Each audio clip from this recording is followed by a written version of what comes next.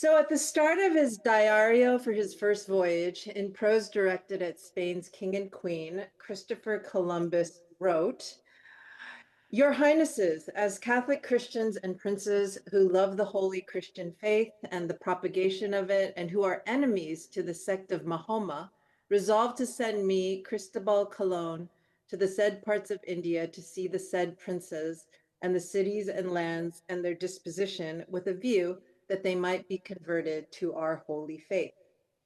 So this passage demonstrates how the official stated impetus of Columbus's voyages to the New World was to definitively destroy the sect of Mahoma, the Muslims, both in Spain, throughout the East, and presumably the world over.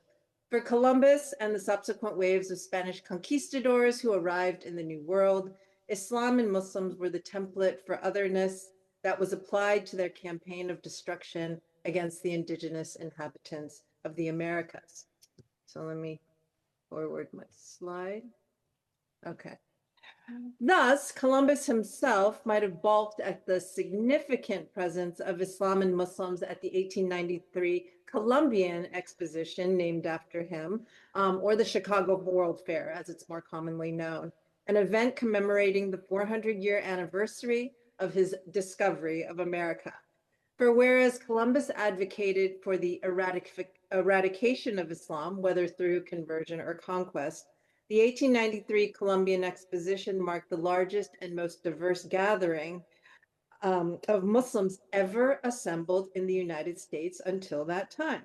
So while no official numbers are available, information from newspaper articles and official fair documents suggests that anywhere between 400 to 600 Muslims lived and worked on the Midway Plaisance. And you can see from the slide here the advertising for the exposition. And also there was a series of postage stamps printed the year before in 1892 to build up to the fair. Also, the fair was delayed 1 year. Of course, 1492 was the year of the quote unquote discovery, but due to planning delays, permits, financial issues, the fair did not happen until 1893.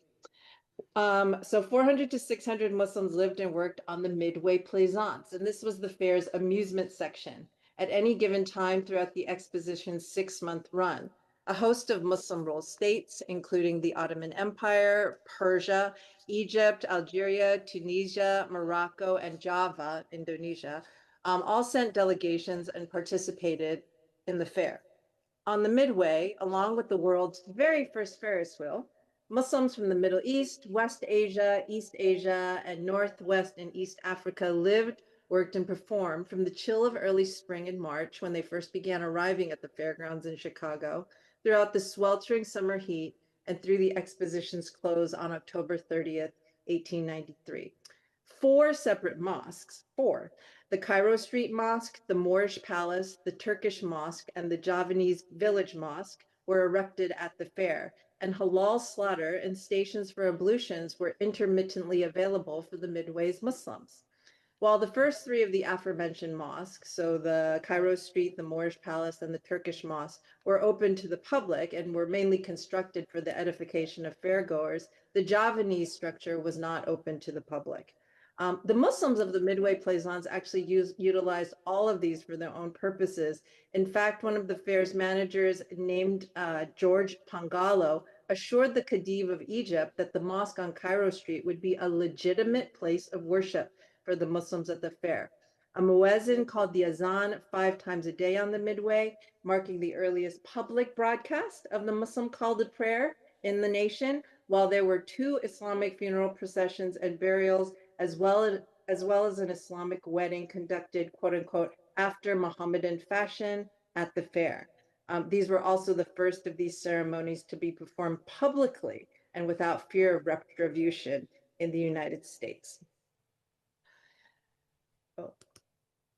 So from Egypt to Yemen, Syria to Morocco, from Sudan, Java, and Johor, Muslims from around the world traveled for weeks, sometimes months, to Chicago to be a part of the ethnological exhibitions or human zoos that allowed Americans, almost entirely white, though from a range of social classes, to come face to face with Islamic cultures without crossing any national borders.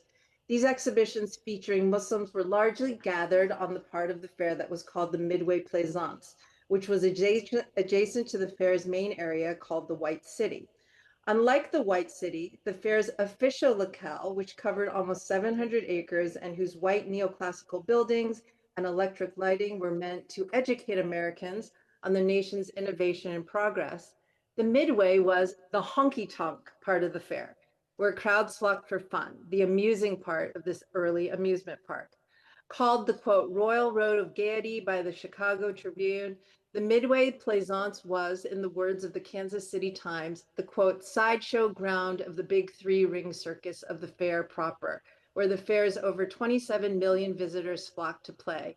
In the words of Tim Samuelson, a cultural historian for the city of Chicago, you could, quote, go to the Midway and you could just let loose. And you can see here some of the advertising for the Midway Plaisance, where, you know, this gathering of people from around the world is meant to connote this kind of liveliness and bustle. And below is a street scene of the Plaisance at night when it's all lit up. You can see the Ferris wheel in the background. And you see this quote here from Julian Hawthorne that says, the Midway Plaisance is a sort of curiosity shop in which the curiosities are mainly men and manners. So by the close of the 19th century, many white Americans had been introduced and were subsequently captivated by Washington Irving's accounts of Granada and the Alhambra Palace, and even more so by the tales of the Arabian Nights. Such tales of Mohammedan lands, according to cultural historian Susan Nance, enabled white Americans to play Eastern, to adopt modes of capitalist consumption in which markers of the Islamic East at once signaled wealth and luxury and allowed Americans to cultivate individualized identities through their purchases. Thus, the Midway presented Islam and Muslims in ways that would be palatable to US American audiences. Visitors could consume an exotic Islamic East as a means to cultivate their own identities as Americans. Fair organizers, and especially their academic ethnologists, created this Mohammedan world on the Midway by transposing European colonial narratives of Islam, past and present, onto the emergent racial logics of the late 19th century, namely those of settler colonialism, anti-Blackness, anti-immigrant fervor, and evolutionary science. And you see here, there was a whole genre of sheet music that emerged from the fair. And here's just a few of the titles, just to, you know, show the types of consumer production that came out of the Muslims at the fair. To put it another way, Islam and Muslims achieved visibility, popularity, and value amongst US Americans during one of the most institutionally, culturally, and ideologically racist periods in the nation's history. And I was just commenting to a friend that, you know, when you study the late 19th century, it really puts the present in perspective, because at this moment, you have the rise of Jim Crow, there's lynching across the South, you have the end of Manifest Destiny, in which indigenous peoples across the nation have been either removed through violence and death or through displacement. You have an intense xenophobic, white nationalist sentiment that comes up and winds up manifesting itself in the 1882 Exclusion Act of the Chinese. And finally, you have this issue of empire, in which, you know, we've reached the end of the frontier, and so the nation begins to engage in more traditional forms of administrative colonialism as it begins expanding overseas, and we acquire the territories of Puerto Rico, Guam, the Philippines, American Samoa, we annex Hawaii, etc. So I'm going to get to this map. I kind of too early came to this slide, but the notions of racial difference, which emerged in this period about indigenous peoples, African Americans, Asians, and civilized whites, were crucial to how Islamic performances were staged and how Americans played Eastern at the fair and beyond. On the Midway Plaisance, white American fantasies about the Islamic East and their desire to play Eastern were acted out upon a civilization, barbarian, savagery paradigm that shaped not only how white Americans imagined themselves in relation to natives, Americans, and Orientals, but also to their place in the world. Most white fairgoers at the time shared and largely accepted. Oh, and actually, let me get to the map. So here's the larger map of the entire fair. And you can see, I know I'm pointing at my own screen. That makes no sense to you, but you can see the large kind of mass that is the White City, where they have, you know, the halls of science and the electric lights. And then you have this strip that's off to the side that is the Midway Plaisance. And on the Midway Plaisance, as you can see here, it is literally a strip. And so much of the intermediary space on the Plaisance was occupied by, quote unquote, the Mohammedan world. And I attempted to circle them with my black markings here. And down here, it's a split map of the Plaisance.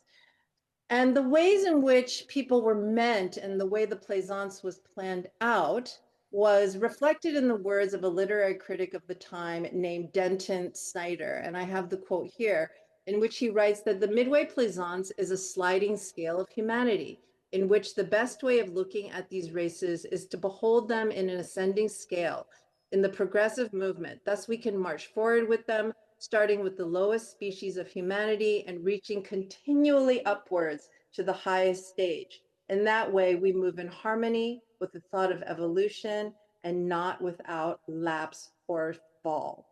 All right, so the arrangements of the different exhibits on the Midway were both ideological and spatial. As fair historian Robert Rydell notes, and he's paraphrasing Denton Snyder here, he says, nearest to the White City, and I wish I was there so I could point to the screen. But if you can, I don't know, can you see my little arrow when I move it around? Yes, okay. So this is over here on the right, if you're facing the screen, this is the entrance from the White City. And as you move in, you encounter these first exhibits here, and then you get to this Dutch settlement. You have these German Teutonic villages here, and then you have the Javanese village here, and then you move into the middle. You have the Turkish, the Moorish palace, Cairo Street, Algeria, and Tunis right here. And then as you go further down at the very end of the Plaisance, and I'll talk about this in a moment, you have the Dahomey village, which is the African village, and also this blank space right here is the Native American village, the indigenous village. All right. So as Snyder's quote demonstrates, the Mohammedan world, along with West and East Asia, inhabited the intermediary space on the Midway between white ethnic Europeans, who were mostly civilized, and the Africans and the natives, who were considered savages. For the Muslims of the Midway Plaisance, while race was certainly the primary marker through which their humanity was measured, their Mohammedanism, their identification as Muslims, mitigated how and even where they were seen by audiences, as well as how they related to one another as co-inhabitants and as Muslims on the Midway. Further, different Muslims occupied different stations across this middle spectrum of humanity. Their interpolated racial identities, whether they were seen by the fair's ethnologists and audiences as Negro, Asiatic, or of Araby, determine not only the extent of their perceived civility, but also the legibility and authenticity of their Muslimness. A crucial categorization of the Midway's Muslims was that while they might not all be savages, they were wholly and intractably not Christian and not white, and thus could never fully be incorporated into the emergent American empire. So while the fair's Arabs were generally presumed to be Muslim, though many were not, a large portion of both the Arab and Turkish organizers and performers at the fair were actually Jewish and Christian. There were almost entirely Muslim delegations from Sudan and Java, the Dutch East Indies, which were presented neither culturally or religiously as Muslim, as was the case with their Arab counterparts. So for the remainder of my talk today, I want to offer a brief sketch of the treatment of the Sudanese contingent at the fair. And I want to suggest that being Muslim, combined with the geopolitical colonial realities of their home countries, their cultural and particularistic expressions of Islam, and their expressions of religious adherence and practice, impacted both their treatment and perception at the fair and how they were described in the press. Through press accounts, I examine how being Muslim accentuated particular racial characteristics of the Sudanese while downplaying and or modulating others. Would you mind telling me how I'm doing on time? Because then I'll either skip some slides or keep going. Excuse me? It should be in your private messages. You have 5 minutes. Oh, okay. I have 5 minutes. Okay, that's actually perfect. So let me just show some slides of the so this was generally the notion that people had of the Mohammedan world, that it was filled with Cairo Street. There's plenty of images of women riding camels, of these scenes of, Algerian, this was the Algerian village, this scene of the harem dance, etc. And then here was the many mosques. The Turkish mosque, which is featured in the middle here, was actually fully functional at all times. All 5 prayers were offered in the mosque. And then you have these other scenes, the Turkish bazaar, people selling wares. This is a camp of Damascus colony. And actually the Javanese, which I write about extensively in the larger project from which this is from, were one of the most popular exhibits on the Plaisance. And you see here the gamelan music, the clothing, and the ways in which they hosted people at the village. Okay, but I want to turn to the Sudanese. So the Sudanese, and this spelling with Soudanes, this was the accepted spelling at the time. Actually, I'm going to, go back to the slide. Arrived in the United States on April 23rd, 1893, just a week before the fair's opening day on March 1st. On April 24th, the New York Times ran a story titled "Warriors from the Sudan, Unattractive in an Appearance, but the Genuine Thing," reporting that a contingent of 13 Sudanese, 5 being females, were among the passengers of the steamer Richmond Hill from London. Along with 12 Egyptian fellahs who were also on board, these particular passengers were all bound for the World's Fair in Chicago, where they would take up residence on the Street on Cairo exhibit on the Midway Plaisance, a mile-long carnival that was located adjacent to the main area of the fair. Their time in Brooklyn was brief, then they set off for a 30-hour train ride to Chicago. The article's unnamed reporter found the Sudanese quite unappealing. And so this was very indicative of the types of ways they were described in the press. He called them hardly savory, with skewered hair. He described one of the men as wearing a dirty shirt and a still dirtier pair of breeches. Of the Sudanese women, the reporter cited an assessment from the ship's steward, who was asked about his opinion of the Sudanese fair sex. "Fair sex be blowed," the steward replied, "while they're as black as a ton of coal on a dark night." In closing, the news item summed up what the 2 groups of travelers, the Egyptians and Sudanese, would do in Chicago. The Egyptians are to pursue their trades of silversmiths, potters, carvers, and weavers in the Egyptian village. The Sudanese, on the other hand, would not be engaging such productive laborers, but instead would be at the fair to exemplify the manners and customs of their country for the edification of the visitors at the fair. In other words, they were going to the fair simply to just be, to exemplify their Sudanese-ness. That was, as the Times reporter concluded, irrevocably unsavory, extremely attractive, and thoroughly uncivilized. So let me try to get to the end here. And I wanted to just talk about the ways in which the Sudanese were contrasted by with their Arab counterparts, but at the same time, so the Arabs were mostly talked about as copper colored, and they even talked about that the Sudanese were actually more interesting than the Arabs because they were so uncivilized. The Egyptians were too civilized to be interesting. At the same time that they were seen as uncivilized, they're also contrasted to the Africans of the Dahomey village, which was, like, as I said earlier, at the end of the Plaisance.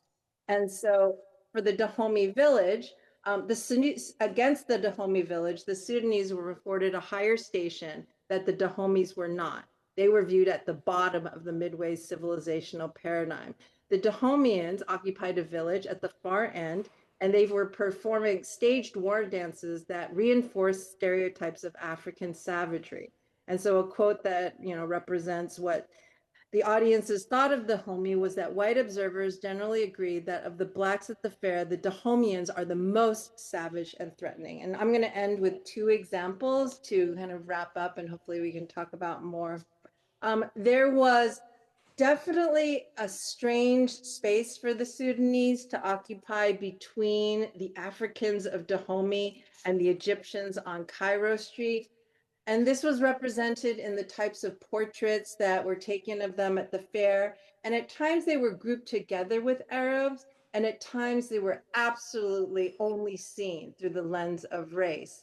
And I wanted to talk about finally this image, and I'll end here, of this particular image of a woman named Zaratefa, which was in a volume that was published the following year in 1894. So while the shared heritage of Arabic and Islam with the Egyptians prevented the Sudanese from being spatially situated with the Africans of Dahomey village, it did not shield them from their intractable characterization as Negroes in the post-Reconstruction United States.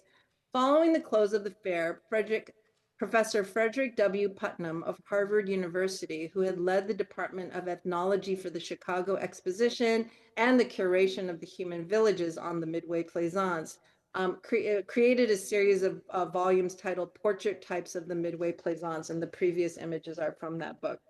He described the endeavor in the volume subtitle, a quote, collection of photographs of individual types of various nations from all parts of the world who represented in the Department of Ethnology, the manners, custom, dress, religions, music, and other distinctive traits and particularities of their race. So I just want to read the caption at the end beneath this woman Zaratefa's image, and then I will close.